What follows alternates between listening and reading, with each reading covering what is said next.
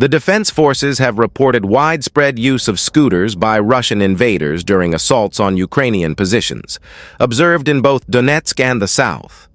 Over the past few months, during large-scale assaults, the enemy has lost a significant number of armored vehicles. As a result, the Russians have resorted to using light vehicles, buggies, and even electric scooters.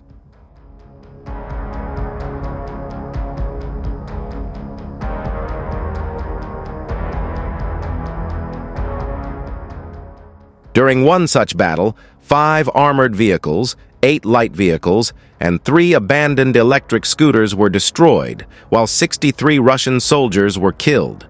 The Azov fighters reported that Russian infantry attempts daily to penetrate deep into Ukrainian defenses, establishing positions in semi-destroyed buildings or basements, or hiding in tree lines.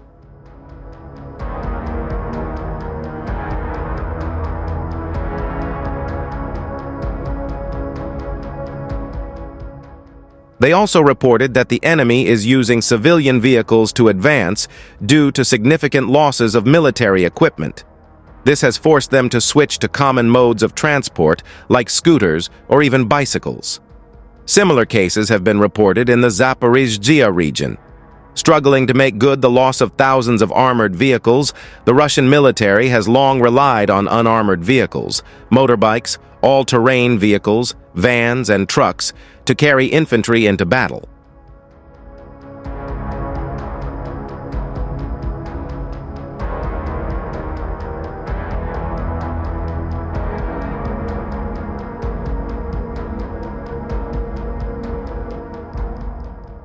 But the pickup truck and sedan assault outside the fortress city of Pokrovsk this week may have marked an inflection point. It was possibly one of the first significant Russian attacks where all the vehicles were civilian models. It's an ominous development for Russia, but not necessarily a decisive one.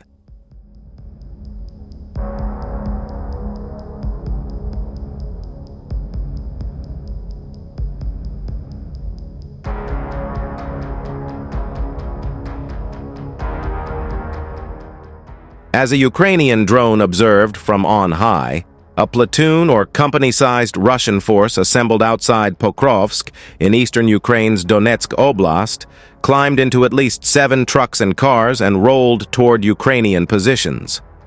One of the vehicles flew an old Soviet flag. The outcome should shock no one. Russia's best armored vehicles are vulnerable on the shell-pocked, mine-infested, drone-patrolled landscape outside Pokrovsk. Its worst unarmored vehicles are even more vulnerable.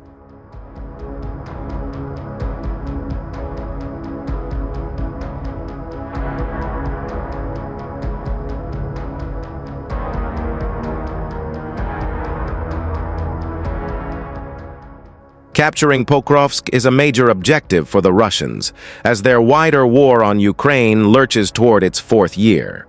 A large Russian force has been grinding toward Pokrovsk since ejecting the ammunition-starved Ukrainian garrison from the city of Avdiivka, 37 miles to the east, back in February. The Ukrainian garrison in Pokrovsk, anchored by a trio of Jaeger and airborne brigades, is badly outnumbered by a Russian field army with 8 or 9 brigades and regiments. But trading space for time and opportunities to bleed the Russians, the Ukrainians have knocked out around 2,000 Russian vehicles while losing just 500 of their own.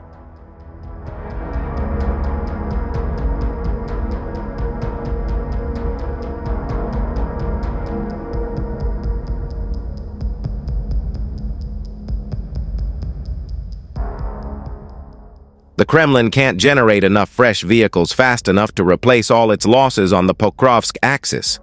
Russian industry probably builds fewer than 1,000 new infantry fighting vehicles a year.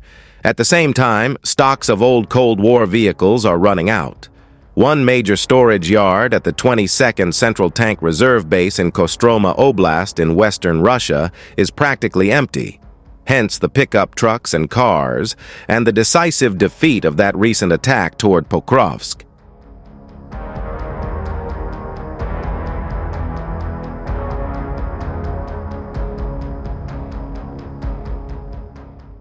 But not all Russian assault groups are so poorly equipped. and not all of them get beat. By employing small, continuous assaults, Russian troops eventually expose and exploit weak points in Ukrainian defenses, explained Tatarigami, founder of the Frontelligence Insight Analysis Group. While this approach results in high Russian losses, which are deemed unsustainable in the long term, it has proven effective in the short to medium term.